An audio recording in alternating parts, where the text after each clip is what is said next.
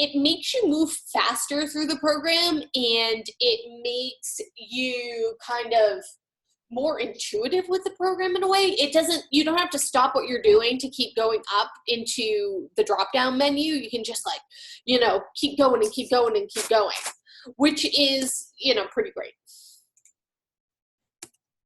All right, so I'm gonna go make this full screen. Let's bring InDesign on a speed date right now. Now, these screenshots are from Adobe CC 2017, and in all honesty, after the upgrade, I didn't notice any glaring differences, so I ran with it. If there are any, I will fix my screenshots.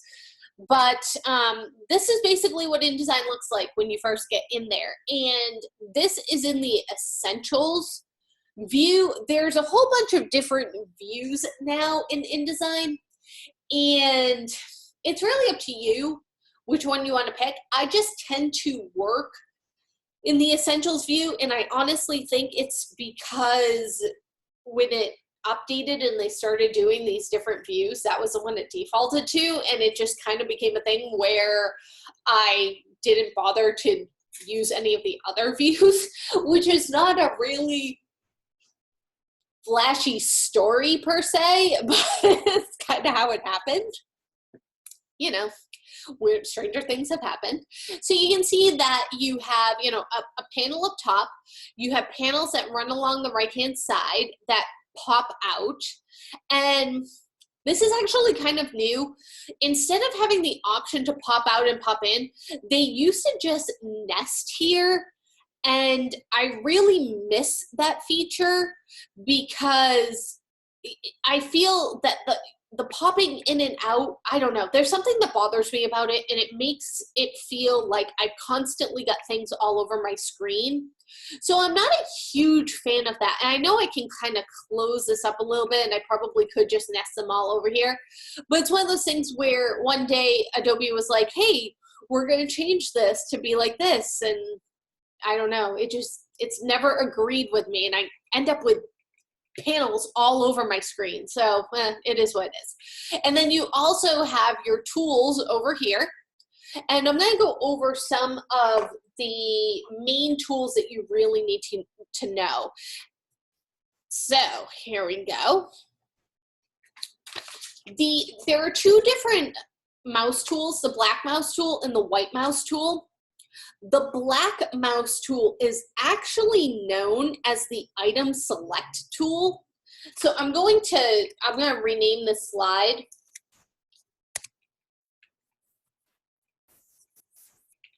There we go. I refer, you know, you'll see it referred to in both ways, but I just want to make sure I have both names in there for you. And then the white mouse tool is known as the direct select tool.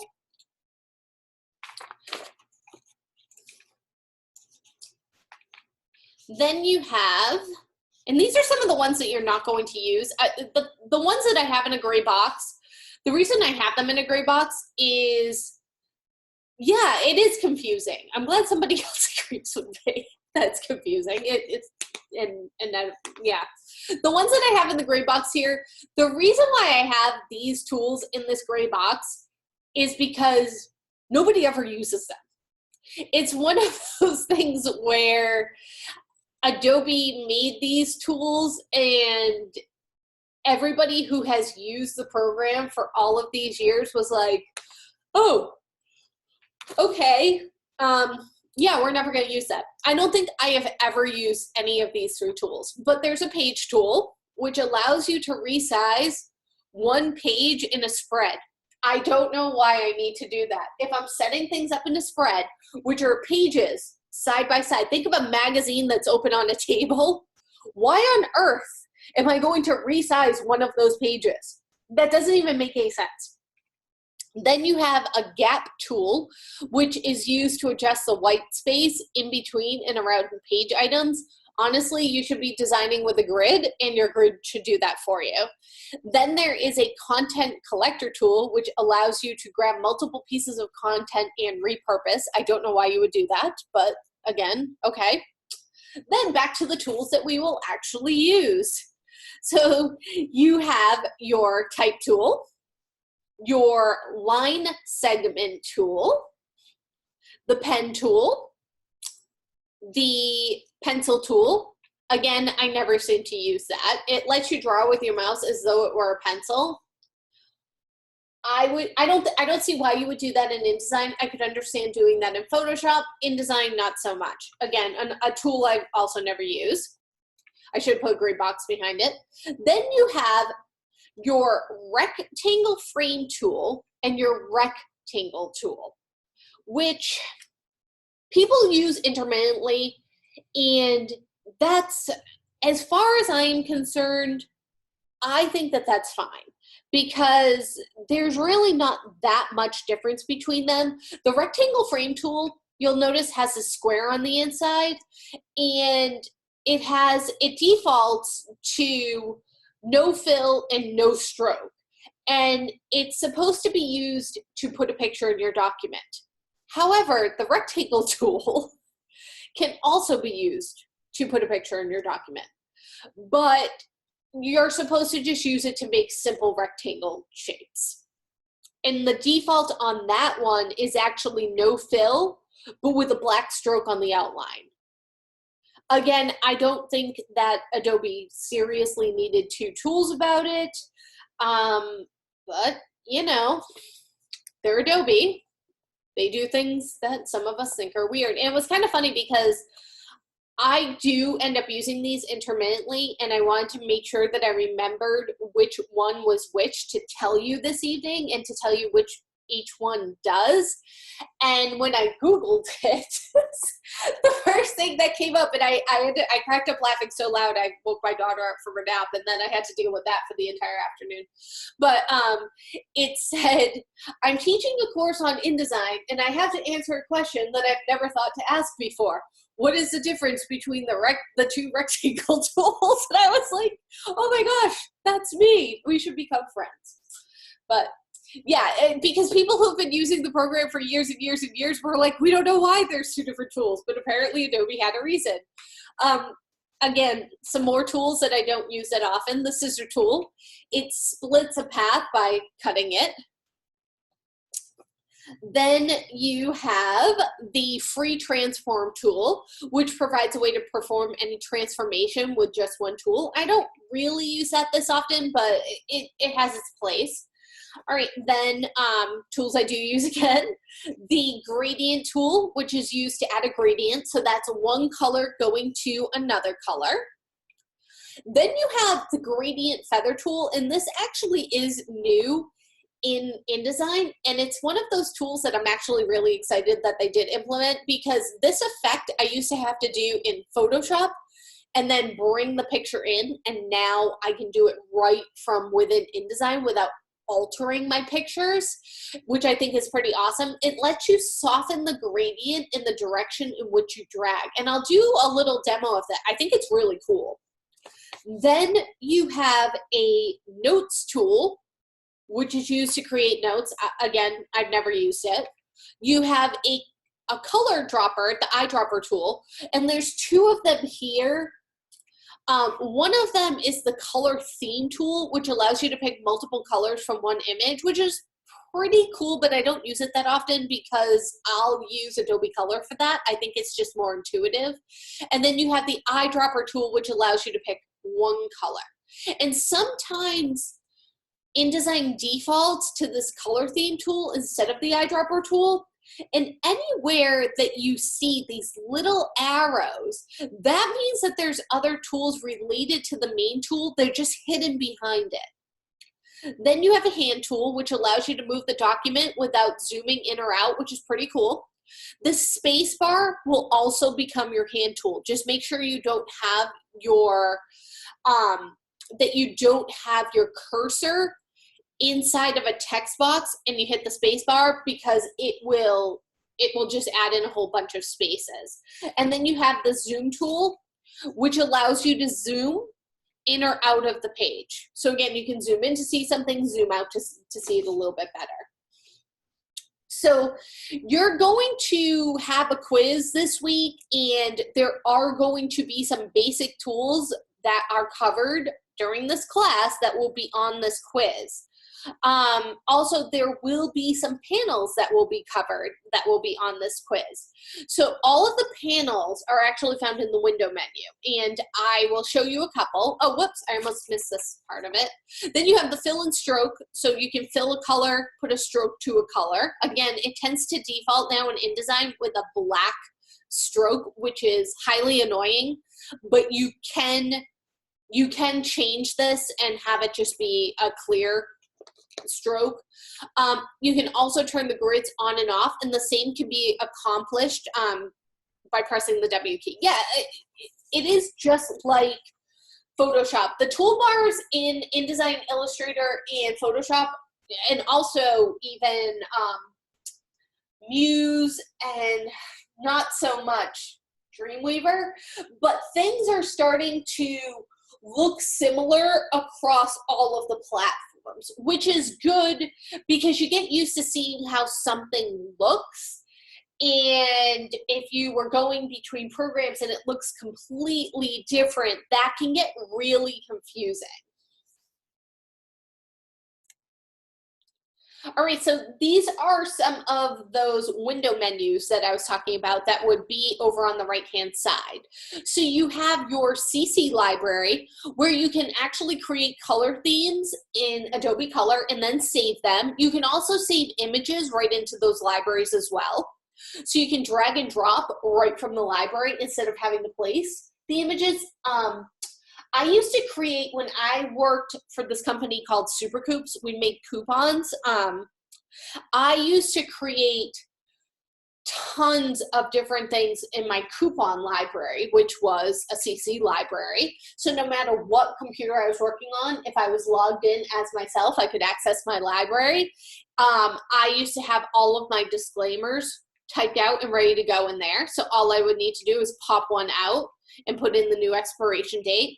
We also used to have to run all of the credit cards in a row on the coupons a lot, so I had those set up so I could just pop them out. Libraries will save you a ton of time, and they're pretty awesome. I use them all the time. Then you also have your swatches panel where you can, again, save, when you make a color theme, you can save it right into your swatches, so you can just scroll through and use those colors. So you can do a stroke around whatever it is you selected, as well as changing the color on the inside. Then you have a stroke window where you can change the stroke type and weight. By type, I mean, do you want a straight line? Do you want a dotted line? Do you want literal dots? Do you want waves? Do you need to put an arrowhead at either end? Is there a gap color? So if you have a double line, do you want to fill in that gap with white? Do you want the gap to have a tint? Do you want, your corners to be rounded? There's so many different options you can do here. And then you can even change those gradients. So when you use the gradient tool, you can change the type of gradient that you have, either a linear or a radial. You can add in different points to add in different colors. You can reverse it. You can have a different angle. You can have it go to nothing. So pretty awesome. Then you have your type tool or your text box. So to open up the type tool, you would hit Command T to open up the character panel. And then when the type tool is selected, your type options are displayed at the top of the screen. Remember how I was showing you at the top of the screen, there's a big panel up there. It would look like this with all your different type options. All kind of the same as what you have in your character panel. And then to make a text box, you can only type within a text box in InDesign. You have to actually physically draw a text box and put your cursor inside of it and then start to type. So you would click on the page where you want the text box to start and then drag it out and then double click inside of that text box to start typing. So I have just a little screenshot of an example of a text box. And again, here's all of those tools with a breakdown of what is behind them. So you can see the different options when you clicked on the arrows. Lots of options.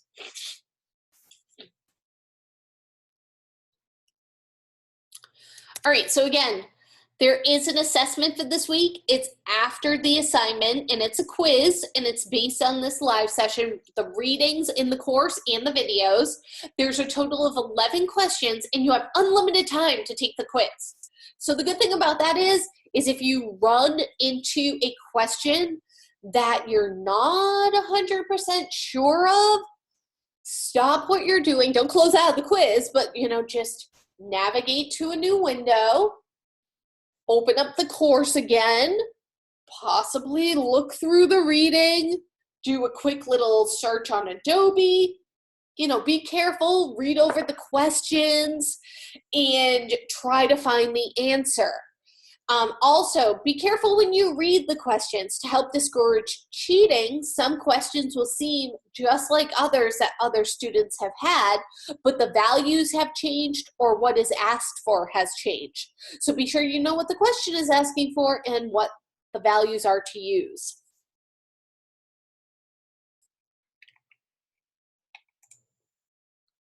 So you'll need to identify and match 10 basic tools to the description of their use, identify and match 5 InDesign panels to their functions, and describe the difference between InDesign's rectangle tool and the rectangle frame tool. Create a new document in InDesign and insert text frames and images. And then for the assignment, which is definitely the fun part of this week, you're going to create some cover designs for your menu. We're going to be creating a menu in this course, which is something that you will definitely do as a graphic designer. I can't tell you how many menus in my life I've created. So for week 2, you'll be doing the rest of the menu design by maintaining styles that you introduced in your cover. And again, in the field of graphic arts, we frequently give the client more than one option to choose from. Therefore, this week, you will be designing 2 versions of the same menu cover. So let's hop over into the assignment. Menu design part 1.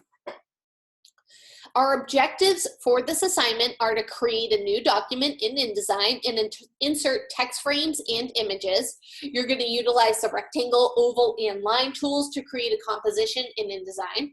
Should correct image resizing and cropping methods within InDesign. Utilize InDesign's character panel to apply changes to font size, kerning, tracking, and leading. Illustrate how to utilize the color palette within InDesign. Prepare an InDesign document for print output using the package tool. InDesign is the industry standard for layouts of all kinds. Graphic artists utilize InDesign to bring text and graphics together with the ability to manipulate and change both quickly and easily. Effects such as drop shadows, highlights, bevels, and more can be added and removed effortlessly within the InDesign platform, making client changes and campaign management far simpler here than in other software. Another strength of InDesign is its type tool and character panel. InDesign delivers the ability to minutely tweak anything related to a font, its size, position, and many other attributes, which is a designer's dream come true.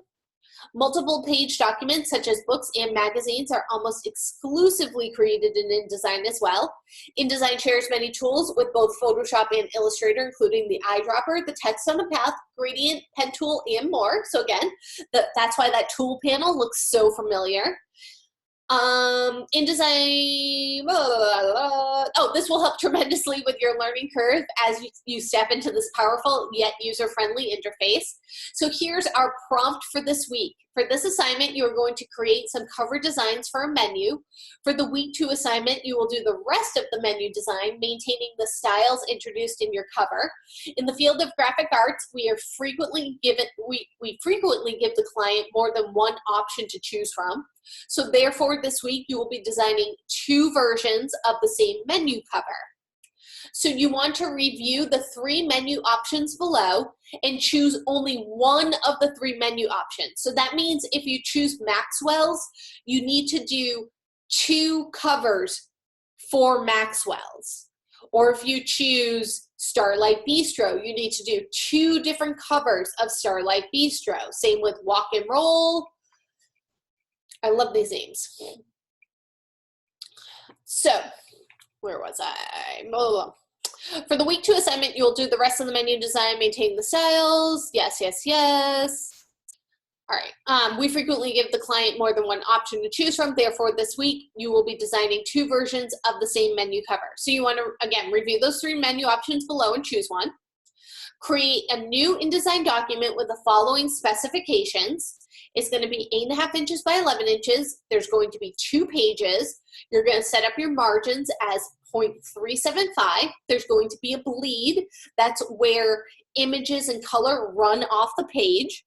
And then you're going to make sure you turn off facing pages. And then note, the initial default setting for InDesign is in picas or P, so make sure you have changed your preferences to be in inches before you create your new document. If you don't remember how to make those changes, go back into the announcements and go to that video that I posted in there, and that walks you through changing the InDesign default to inches going forward so you don't have to do this every time.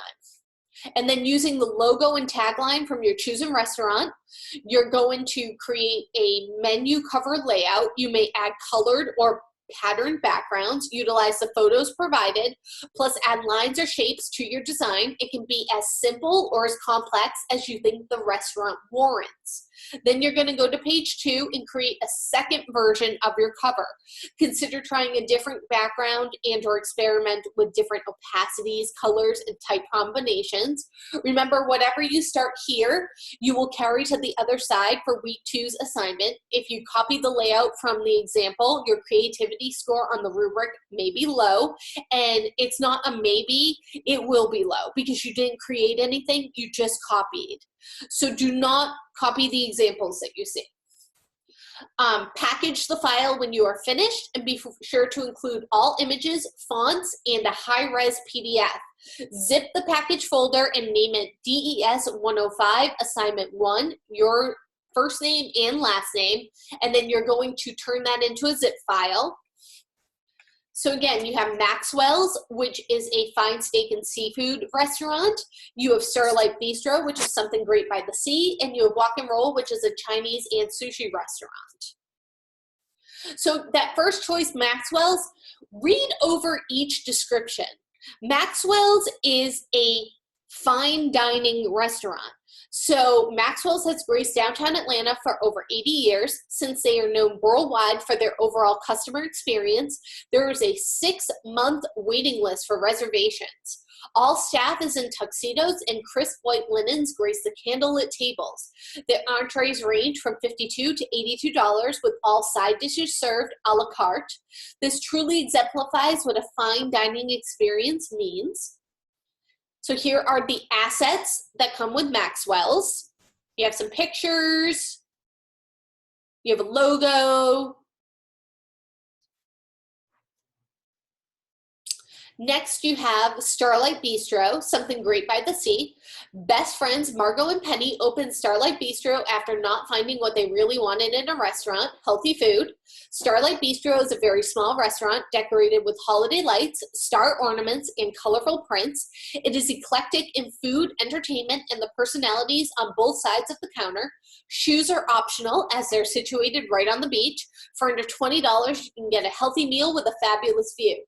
Obviously, this place is far less fancy than place number 1. Here are some assets that came with Starlight Bistro. Not gonna lie, I made a frittata that looked just like that this weekend. Then you have number 3, Walk and Roll, Chinese and sushi restaurant. The Walk and Roll came about when restaurant owners Lou and Wen decided to stop competing for Orlando's best in Asian cuisine and instead join forces and create a unique Orlando dining experience. Families from around the world feel comfortable in the simple contemporary black and white and red decor.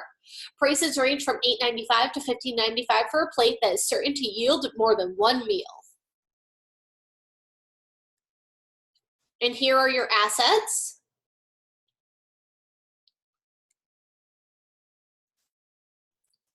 So again, what you will do is you'll see that Each of these assignments has assets that you can download, which includes the logo, the front page copy, the menu copy, 4 photos, logo, 3 photos, menu copy, logo, front page copy, menu copy, and 3 photos. So I'm gonna download each of them and we'll take a look. But before we get into InDesign this evening, and I'll do a little demo. Now, what didn't you understand?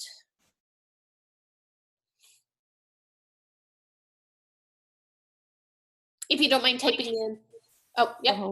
The whole thing. I didn't understand. I just got in, so I didn't understand. Okay, well then you'll have to watch it again from the beginning because we started an hour ago. Okay. All right, so I'm gonna open up these assets. So as I was saying, you're going to want to make a folder called DES 105, and I would separate it out to 4 weeks. So that way you can, keep things separated so you don't accidentally open up something, from week 1 and submit for week 2 and vice versa. So let's get these zip files open. So in Maxwell's, we have this cake.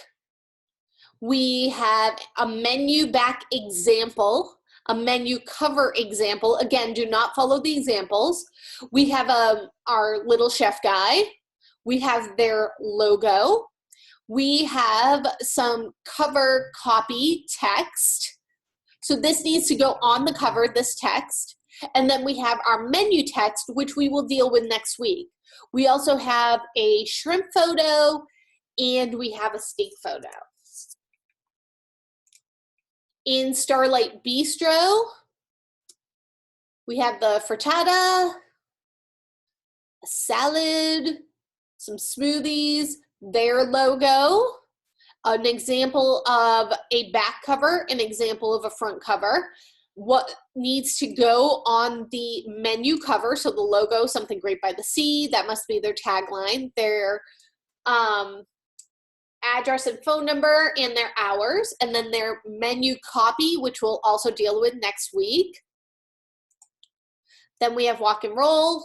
We have some, hope you guys aren't hungry, we have some egg foo young, some noodles, some sushi, their logo, a back cover, a menu example, and a front cover example, and then some cover text and menu text. All right, so why don't we take a 5-minute break, and I'm actually going to stop this recording and I'm going to start up a new one when we, right? I did too. For getting into InDesign. So it's about 7:06 my time. Why don't we come back at 7:11 and we will get into InDesign? Sound good?